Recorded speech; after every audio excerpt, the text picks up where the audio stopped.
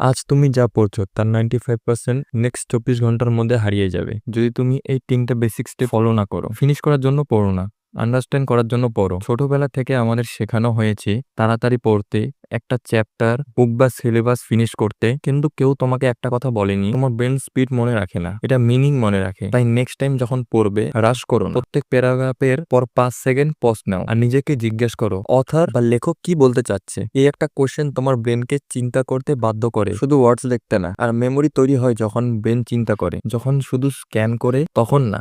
Understanding memory তৈরি করে, finishing না।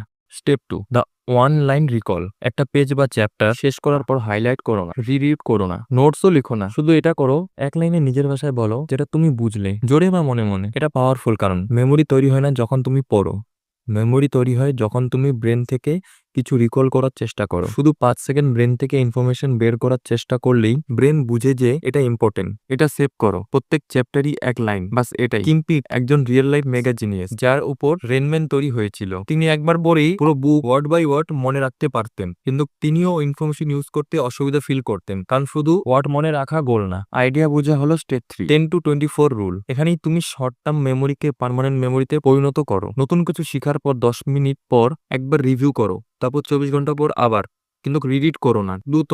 শুধু তোমার অনলাইন সামারি দেখো আর মেন আইডিয়াতে মনে করার চেষ্টা করো। তুমি তোমার ব্রেনকে ওই সময় একই ইনফরমেশন দেখাচ্ছ যখন এটা ভুলে যেতে চলেছিল। আর এই টাইমিং অন্য যে কোনো কিছুর থেকে বেশি তাড়াতাড়ি লং টার্ম মেমোরি তৈরি করে। বেশিরভাগ মানুষ ভাবে বেশি বই পড়াই গোল, কিন্তু আসল গোল হলো যে যা পড়ো সেটা মনে রাখা আর সেটা দিয়ে লাইফ চেঞ্জ করা। তাই পরের বার যখন বই খুলবে এই 3টা স্টেপ ফলো করো আর শুধু কনসিস্টেন্ট থাকো।